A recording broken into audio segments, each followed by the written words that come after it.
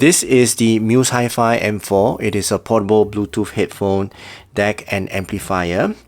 The retail price for this is $130 US, and I've opened it. I've used it for about 3 weeks, and today I'm going to share with you guys the specifications, features and functions of this M4, and I'll compare it with the rest of my dongles that you see in the background. And you guys be the judge if this is worth that $130 US or not. So let's begin. First, let's go through the specifications of this device. The Bluetooth version in here is 5.1, and the codec that it supports is AAC, SBC, aptX-X, aptX-XLL, adaptive, and HD. So most of the aptX-X codecs are supported here. And lastly, it supports LDAC, so making this a high-res audio wireless certified. The Bluetooth chip in here is the latest Qualcomm QCC5125, which is at the time of filming this video. The amplifying chip is the ES96103Q, and the DAC chip is the SA9137 DAC chip. And the audio codec that it can decode is up to, for PCM, 384 kilohertz at 32-bit, DSD 256, and MQA 8 times unfolding, right? So very minimal specs for this. Now in terms of the output, the audio output here, the output power, the single-ended there's an output of 160 milliwatts, 2 channels, and the 4.4 and 2.5 balance output is 320 milliwatts at 32 ohms, and again on individual channels. So pretty nice output there. And also it's got a built-in battery. It's got a 1100 milliamps of battery in here. It takes about 3 hours to fully charge, and once it's fully charged, it will last about 8 hours for single-ended output, and about 6 to 7 hours for balance output. Right, so that's the overall internal part of it. This device is actually quite big as compared to the rest of my dongles. That's because this one has got Bluetooth. The rest of my dongles doesn't have Bluetooth. And it weighs about 73 grams, which is also a little bit heavier than the rest of my dongles. Alright, so that's the physical part of it. Now let's take a look at the device itself. On the left side of the device, you got your LED indicator, your power button. So you press this power button, it'll turn on, and once it turns on, it will start to search for the Bluetooth source. This is a receiver, not a transmitter. And then next to the power button is the gain switch, so you can have low gain or high gain. Now on the other side of the device, you have your volume rocker and your forward and backwards rocker as well. And on doubling up on this volume rocker, you have the filter switcher. So when you press and hold, it will switch the filters. There are total 7 filters, which I'll go through later. And then you press on the volume increase button is the mute button. You press and hold, you'll mute the sound from your device to your earphones. Okay, now at the top of this device, as you can see, as I mentioned, is the 3 outputs. You got your balance 4.4 and 2.5 outputs, and your single-ended 3.5 millimeter output. Okay, and also just below the 2.5 headphone output is the microphone. So I think there are a few microphones here. It doesn't state how many, but it is an omnidirectional microphone. So there's one here. I think there's another one here next to the forward and backwards button, and I think there's another one here. I'm not too sure if this is, yeah, it may be a microphone, I don't know. So there are microphones on board on this device, but if your earphones comes with built-in microphone, it will also support that microphone. So when you plug it in, the default will be the microphone on your cable will pick up your voice instead of the dongle itself. Okay, so at the bottom of this device, you will get 2 USB ports, and this is one unique part about this device. You can charge this device at the same time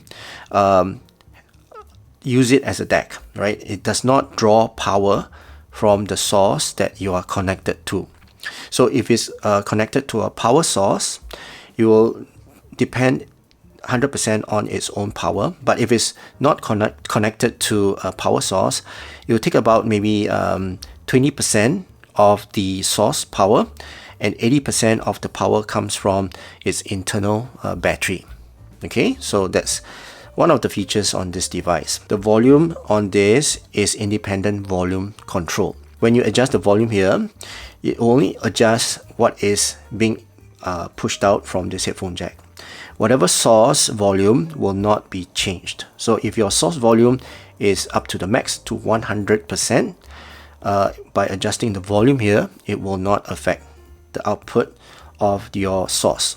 Okay, right, so now let's talk about the features, the filters on this. The filters on this, to activate the filters or to cycle through the filters, there are a total of 7 filters: high pass, low pass, linear phase, and all that. So I'm not going to go through all the different filters. You guys can, read about it. I'm sure there are other dongles or DAPs that have these filters. So when you press the minus button, minus volume button, and press and hold, the LEDs here will flash. Okay, and when you flash 2 times, it means that it's on the second filter. You press and hold again. Now it will flash 3 times or 4 times. Okay, so it will cycle through the filters as you press the buttons. And again, it depends on individual listening preference. So change and flip to try out all the different filters until you find one that you like. Okay, so essentially that is the device itself, and you can connect to any of your headphone and devices as well. So let me just connect. So this is the A-Full Magic Wand, as you can see, and you can connect via wired to your source or via Bluetooth to your source. So let me just show you. Okay, so for wired, right, you need to connect to an adapter, right? So I have my MacBook here with me, and I've got this adapter here that has got USB-A. Now the cable that comes with this M4, it is a USB-C to USB-A. So that unfortunately my MacBook doesn't have a USB-A port, so I need this adapter which has got a USB-A port. Okay, so I'm going to connect to this adapter. All right, and then on this end, connect it to my dongle. Okay, and don't plug into the wrong one, plug into the one that is showing data. And then for the dongle, connect it to my Mac. Okay, just a bit of an odd angle here. Okay, and on my Mac it will show up as MUSE HiFi M4. Okay, so that's one way to connect this device to a source. Now the next way is to connect by Bluetooth, of course. So I've got my M15S here, and let me go to my Bluetooth selection here. Let me just turn on the Bluetooth on this device. Okay, on the M4. So now it's searching for a source, and then I will pair a new Bluetooth device. Okay, and it will start to search. Okay, let's see. So MUSE HiFi M4. Let's tap on that. All right, and that's it. All right. So when I'm playing my music, and you can see now the codec on my LDAC is LDAC. It will switch automatically. The default one is LDAC for my device, and it depends on device to device. So I can choose the songs that I want. Like 2 Hearts is MQA, and as you can see, this is MQA. I'm not too sure how many times unfolding, but yeah, it plays my songs. Okay, so you can connect via Bluetooth or via the wired connection. Right, so that's a very quick demonstration of how you can connect this to your devices. Right, so now let's talk about the sound of this M4. The sound signature of this is neutral bright. It's a pretty linear sound, okay. Doesn't have much bass. It's a pretty, well, lean bass. It's light as well. The tone and timbre for this is neutral sounding, close to natural, but it's not. It's pretty neutral and thin as well. The note weight is a little bit thin and light. And overall, yeah, a pretty referencing type of sound. In terms of the bass, is pretty light and linear as well. The mids are actually quite forward, and the overall treble is bright. Yeah, it's light. Sometimes it's a little bit metallic, from what I hear. Soundstage is wide. It's actually pretty good. It's actually as wide as some of my dongles that I have here. And the overall resolution of this is actually very good, especially for wired. The wireless resolution is in fact quite close to wired, but again, it still works in progress for wireless. I still feel that wireless is still not as resolute as a wired connection. So yeah, so that's the sound of this M4. Now let's compare it with a few dongles that I have here. First is with the M15. M15 is, in fact, surprisingly has got a little bit more bass. Soundstage wise is actually quite similar. In terms of tone and timbre, in fact, the M15 sounds warmer and more balanced, I would say, and yeah, more natural sounding. This is more neutral sounding. Okay. In terms of power, I think this has got a little bit more power as compared to the M15. And now comparing to the TP20, TP20 is warmer. It's got more bass, more presence in the bass. It's not as bright as the M4.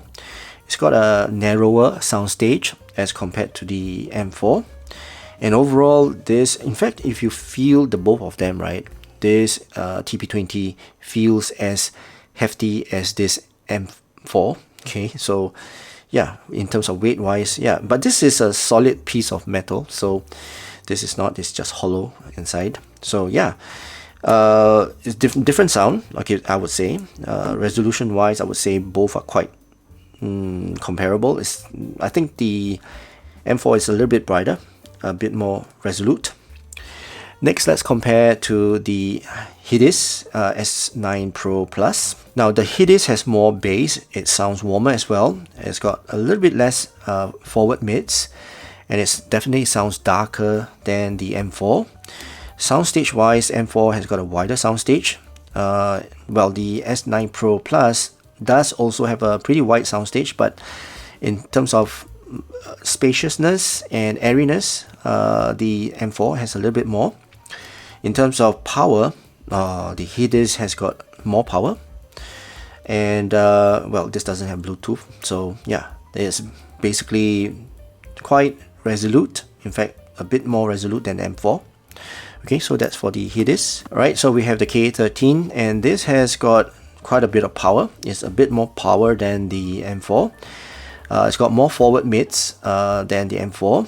The K13 also sounds a little bit more warm, a bit more balanced compared to the M4. M4 sounds thinner, lighter, leaner as well compared to the KA13. Okay, so by the way, all of this have both single-ended and balanced output.